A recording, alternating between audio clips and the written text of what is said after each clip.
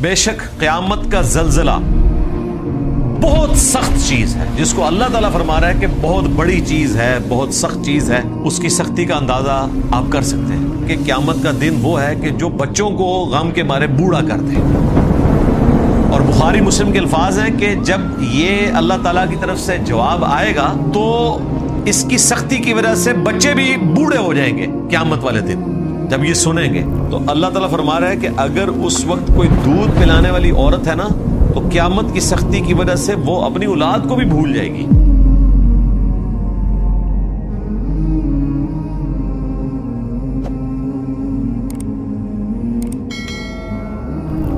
اعوذ باللہ من الشیطان الرجیم، بسم اللہ الرحمن الرحیم۔ یا ایہا الناس اتقوا ربکم، اے لوگو تقوی اختیار کرو اپنے رب کا، اس سے ڈرو۔ ان زلزلۃ الساعۃ شیء عظیم، بے شک قیامت کا زلزلہ بہت سخت چیز ہے، جس کو اللہ تعالیٰ فرما رہا ہے کہ بہت بڑی چیز ہے، بہت سخت چیز ہے۔ اس کی سختی کا اندازہ آپ کر سکتے ہیں۔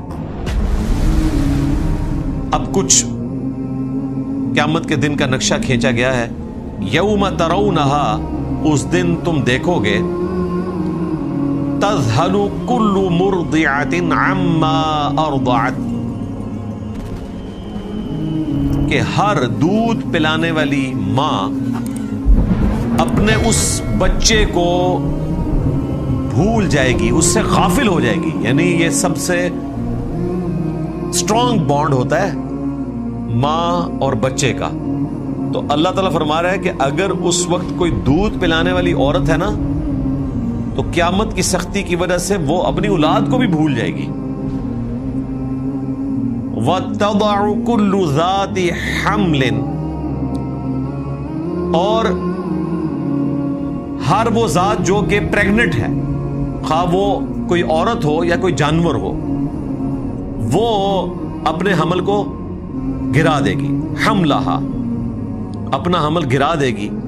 وَتَرَى النَّاسَ سُكَارَى، اور تم دیکھو گے لوگ جیسے کہ نشے کی حالت میں ہیں۔ وَمَا هُمْ بِسُكَارَى، حالانکہ وہ نشے کی حالت میں نہیں ہوں گے۔ وَلَكِنَّ، لیکن، عذاب اللہ شدید، اللہ تعالیٰ کا جو عذاب ہے وہی اتنا سخت ہوگا کہ گویا کہ لوگ نشے کی حالت میں نظر آ رہے ہوں گے۔ یعنی اوسان خطا ہو جانا، اس کے لیے اردو میں ایک محاورہ بولا جاتا ہے کہ کسی کو اپنی ہوش ہی نہیں ہوگی۔ وہ تو سورۃ المزمل میں آیا کہ قیامت کا دن وہ ہے کہ جو بچوں کو غم کے مارے بوڑھا کر دے۔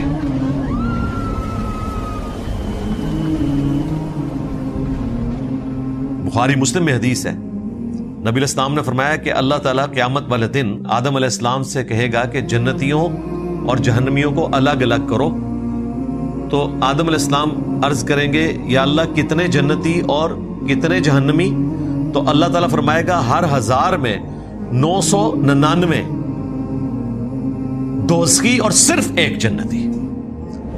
اور بخاری مسلم کے الفاظ ہیں کہ جب یہ اللہ تعالیٰ کی طرف سے جواب آئے گا تو اس کی سختی کی وجہ سے بچے بھی بوڑھے ہو جائیں گے قیامت والے دن جب یہ سنیں گے کہ ہر 1000 میں 999 جہنمی اور صرف ایک جنتی۔ صحابہ کرام بھی پریشان ہو گئے۔ پھر نبی علیہ السلام نے ان کو تسلی دی کہ اس میں میجورٹی یاجوج اور ماجوج ہوں گے۔ پھر نبی علیہ السلام نے کہا کہ کیا تم اس پر خوش نہیں ہو کہ جنتیوں کا 1/3 میری امت سے ہو؟ تو صحابہ کرام نے پھر تکبیر بلند کی، اللہ اکبر۔ پھر نبی علیہ السلام نے فرمایا کہ کیا تم اس پر خوش نہیں ہو کہ جنتیوں کا نصف میری امت سے ہوگا؟ پھر صحابہ کرام نے تکبیر بلند کی۔ لیکن ظاہر ہے کہ جنتیوں کا نصف اس امت سے ہونا ہے، یہ نہیں ہے کہ انسانیت کا نصف جو ہے وہ جنت میں پہنچنے میں کامیاب ہو جائے گا، ایسا نہیں۔ وَلَقَدْ ذَرَأْنَا لِجَهَنَّمَ كَثِيرًا مِنَ الْجِنِّ وَالْإِنسِ، اور بے شک ہم نے جنوں اور انسانوں میں کثیر تعداد میں لوگ پیدا اس لیے کیے ہیں کہ وہ جہنم میں جائیں گے، لیکن وہ اللہ تعالیٰ کی تقدیر کی وجہ سے نہیں بلکہ اپنے اعمال کی وجہ سے۔ اللہ تعالیٰ فرماتا ہے ہم نے ان کو دل دیے تھے، عقل دی تھی، سوچتے نہیں، آنکھیں دی تھیں، وہ دیکھتے نہیں، کان دیے تھے وہ سنتے نہیں، یعنی عبرت حاصل نہیں کرتے. اور پھر اللہ تعالیٰ نے اسے کنکلوڈ کیا کہ یہ تو جانوروں والا ایٹیچیوڈ ہے ان لوگوں کا، تو اس وجہ سے وہ جہنم میں چلے جائیں گے. یہ نہیں کہ اللہ تعالیٰ نے جان بوجھ کے انہیں جہنم میں پھینکا ہے، نعوذ باللہ، ایسا نہیں ہے. رسولوں کا مقدمہ ہی اس کے اوپر قائم ہے کہ اللہ تعالیٰ نے انسان کو اختیار دیا ہے، وہ اپنی مرضی سے اپنے رب کو چوز کر سکتا ہے اور اس کا انکار کر سکتا ہے. دنیا میں تو کوئی گرفت نہیں آئے گی، کبھی کبھار آ بھی جائے گی، لیکن آخرت میں اللہ تعالیٰ ضرور پکڑ فرمائے گا. اور ایسی سخت پکڑ ہے کہ بخاری مسلم میں حدیث ہے، سیدہ عائشہ کہتی ہیں نبی الاسلام نے فرمایا قیامت والے دن تم ننگے پاؤں اور ننگے جسم کے ساتھ بغیر ختنے کے اٹھائے جاؤ گے، جس طرح کہ انسان پیدا ہوتا ہے. تو سیدہ عائشہ نے فوراً سوال کیا، یا رسول اللہ صلی اللہ علیہ وآلہ وسلم، جب مرد و عورت اکٹھے ہوں گے اور بالکل برہنہ ہوں گے تو کیا ایک دوسرے کو دیکھ نہیں رہے ہوں گے؟ تو نبی اسلام نے فرمایا کہ وہ دن اس سے بہت زیادہ سخت ہوگا کہ کسی کی اس طرف بھی توجہ جائے، ہوش ہی نہیں ہوگی. پھر بخاری مسلم میں یہ بھی آیا کہ سب سے پہلے حضرت ابراہیم علیہ السلام کو اللہ تعالیٰ لباس پہنائے گا، اور یہ وہ جزوی فضیلت ہے جو ابراہیم خلیل اللہ کو باقی پوری نوع انسانی کے اوپر حاصل ہے کہ سب سے پہلے حضرت ابراہیم علیہ السلام کو اللہ تعالیٰ لباس پہنائے گا آنر کے طور پر. جس طرح کہ صحیح مسلم میں آتا ہے کہ سب سے پہلے نبی الاسلام نے فرمایا کہ مجھے اللہ تعالیٰ قبر سے نکالے گا، سب سے پہلے میں شفاعت کروں گا اور سب سے پہلے میری شفاعت قبول بھی کی جائے گی.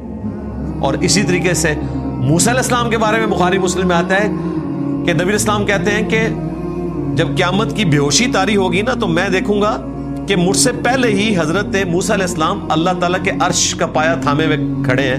مجھے نہیں پتا کہ وہ مجھ سے پہلے اٹھائے جائیں گے یا ان پہ قیامت کی بے ہوشی طاری نہیں ہوگی. یہ اللہ تعالیٰ نے موسیٰ علیہ السلام کے لیے جزوی فضیلت رکھی ہے. تو ہر نبی کے لیے الگ الگ ایک جزوی فضیلت موجود ہے. بہرحال یہ دن اتنا سخت ہے کہ کسی شخص کو یہ بھی پرواہ نہیں ہوگی کہ اس نے کپڑے پہنے ہوئے ہیں یا نہیں پہنے ہوئے. آج کل AI حافظہ اللہ تعالیٰ کی برکت سے یوٹیوب کے اوپر آپ ویڈیوز دیکھیں، لوگوں نے قیامت کے دن کا نقشہ کھینچ دیا. اس میں ظاہر ہے انہوں نے ننگے جسم تو نہیں دکھائے، وہ تو ظاہر نہیں دکھا سکتے تھے یوٹیوب کی پالیسی کی وجہ سے بھی، اور ویسے بھی اخلاقاً بھی درست نہیں ہے. لیکن جہنمیوں کا جو عذاب دکھایا انہوں نے، اسی طریقے سے جنتیوں کا جنت میں جانا اور آخرت کے دن کا جو نقشہ AI کے ذریعے انہوں نے کھینچا ہے، مختلف چینلز کے اوپر آپ یہ ویڈیوز دیکھ سکتے ہیں. حالانکہ وہ اس کا کروڑواں حصہ بھی نہیں جو ہونے والا ہے، لیکن وہ ویڈیو بھی دیکھے نا انسان تو ایک بار دہشت کھا جاتا ہے. وہ ویڈیو ضرور دیکھیں. اور میں اپنی اس قرآن کلاس کی جو آڈینس ہے ان سے بھی کہوں گا، جو لوگ اس میں ویلیو ایڈیشن کر رہے ہیں، کہ وہ ساری ویڈیو ساتھ اٹیچ کریں اس قرآن کلاس کے ساتھ، تاکہ لوگوں کو آئیڈیا ہو کہ آخرت میں معاملہ کتنا سخت ہونے والا ہے. بخاری مسلم دونوں میں یہ حدیث موجود ہے کہ نبی صلی اللہ علیہ وآلہ وسلم نے فرمایا کہ جس شخص کا حساب و کتاب شروع ہوا وہ تباہ و برباد ہو گیا. تو اما عائشہ سلام اللہ علیہا نے عرض کیا کہ یا رسول اللہ صلی اللہ علیہ وآلہ وسلم، قرآن پاک میں تو اللہ تبارک و تعالیٰ نے فرمایا ہے کہ جس کا نام اعمال اس کے دائیں ہاتھ میں دیا جائے گا تو اس کا حساب آسان ہو جائے گا، اور آپ کہہ رہے ہیں کہ جس کا حساب شروع ہوا تو وہ مارا گیا. تو قرآن میں تو یہ لکھا ہوا ہے. اب دیکھیں اما عائشہ نے سوال پوچھا تو مسئلہ حل ہو گیا نا.